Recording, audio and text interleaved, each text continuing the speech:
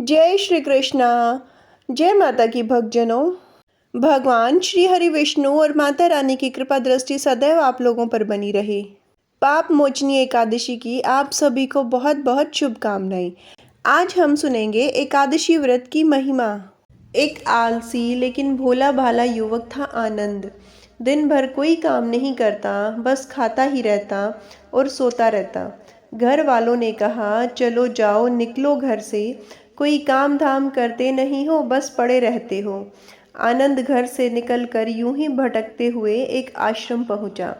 वहां उसने देखा कि एक गुरुजी हैं और उनके शिष्य जो कोई काम नहीं करते, बस मंदिर में पूजा करते हैं। उसने मन में सोचा, यह बढ़िया है, कोई काम धाम नहीं, बस पूजा ही तो करनी है। वह गुरुजी के पास जाकर पूछता है, क्या मैं यहाँ रह सकता हूँ? गुरुजी बोले, हाँ हाँ, क्यों नहीं। आनंद कहता है, लेकिन मैं कोई काम नहीं कर सकता हूँ गुरुजी।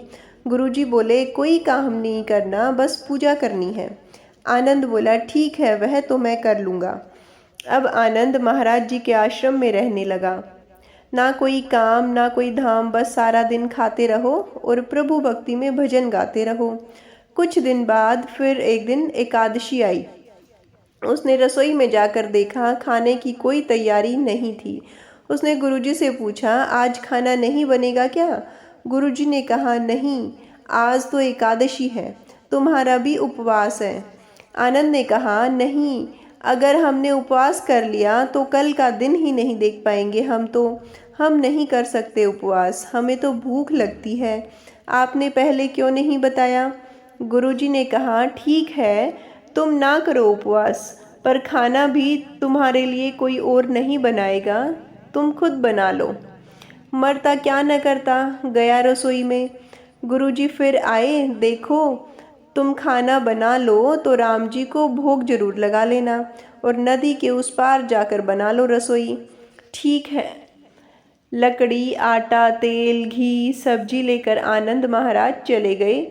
जैसे तैसे खाना भी बनाया। खाने लगा तो याद आया, गुरुजी ने कहा था कि राम जी को भोग लगाना है। वह भजन गाने लगा, आओ मेरे राम जी, भोग लगाओ जी प्रभु राम जी। आइए मेरे राम जी, भोजन का भोग लगाइए मेरे राम जी। कोई न आया तो बेचैन हो गया कि यहाँ तो भूख लग रही है और राम जी आ नहीं रहे हैं। भोला मानस जानता ही नहीं था कि प्रभु साक्षात तो आएंगे नहीं, पर गुरुजी की बात मानना जरूरी है। फिर उसने कहा, देखो प्रभु राम जी, मैं समझ गया हूँ कि आप क्यों नहीं आ रहे हैं। मैंने रूखा सूखा बनाया है और आपको तरमाल खाने की आदत है, इसीलिए नहीं आ रहे हैं ना। तो सुनो प्रभु, आज वहाँ भी कुछ नहीं बना है, सबकी एकादशी है, खाना हो तो यह भोग ही खा लो। श्री राम अपने भक्त की सरलता पर बड़े मुस्कुराए और माता सीता के साथ प्रकट हो गए। भक्त असमंजस में, गुरुजी ने तो कहा था कि राम जी आएंगे, पर यहाँ तो माता सीता भी आई है और मैंने तो भोजन बस 2 लोगों का बनाया है। चलो कोई बात नहीं, अब इन्हें ही खिला देते हैं। आनंद बोला, प्रभु मैं भूखा रह गया, लेकिन मुझे आप दोनों को देखकर बड़ा अच्छा लग रहा है। लेकिन अगली एकादशी पर ऐसा न करना, पहले बता देना कि कितने जन आ रहे हो, और हाँ, थोड़ा जल्दी आना। राम जी उसकी बात पर बड़े मुदित हुए और प्रसाद ग्रहण करके चले गए। अगली एकादशी तक यह भोला मानस सब भूल गया। उसे लगा प्रभु ऐसे ही आते होंगे और प्रसाद ग्रहण करते होंगे। फिर एकादशी आई। गुरुजी से कहा, मैं चला अपना खाना बनाने, पर गुरुजी थोड़ा ज़्यादा अनाज देना, वहाँ 2 लोग आते हैं। गुरुजी मुस्कुराए, भूख के मारे बावला है, ठीक है ले जा और अनाज ले जा। अब की बार उसने 3 लोगों का खाना बनाया। फिर गुहार लगाई, प्रभु राम आइए, सीताराम आइए, मेरे भोजन का भोग लगाइए। प्रभु की महिमा भी निराली है। भक्त के साथ कौतुक करने में उन्हें भी बड़ा ही मजा आता है।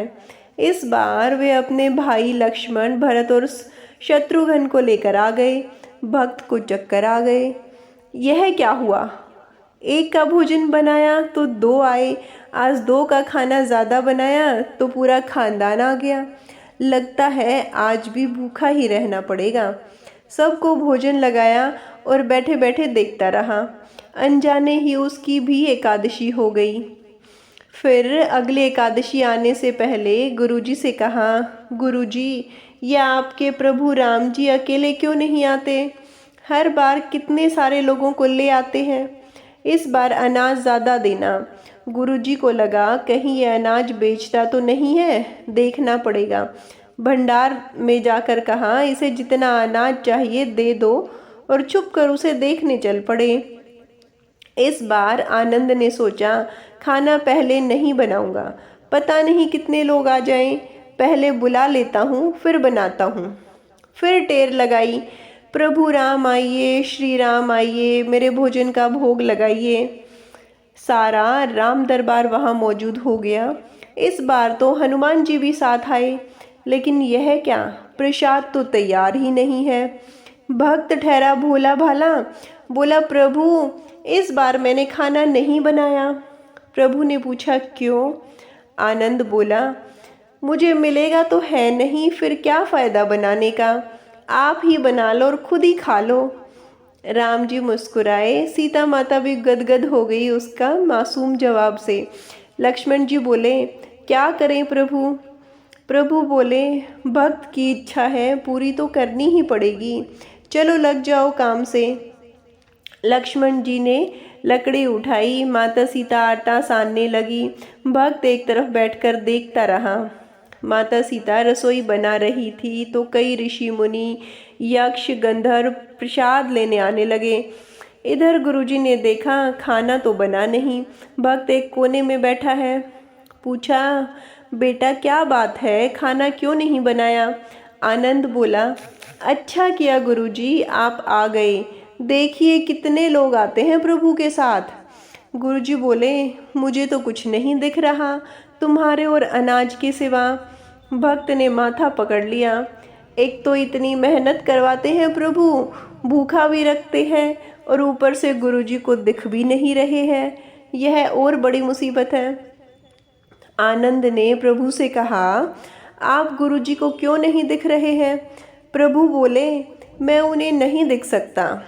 आनंद बोला, क्यों, वे तो बड़े पंडित हैं, ज्ञानी हैं, विद्वान हैं, उन्हें तो बहुत कुछ पता है, उनको क्यों नहीं दिखते आप?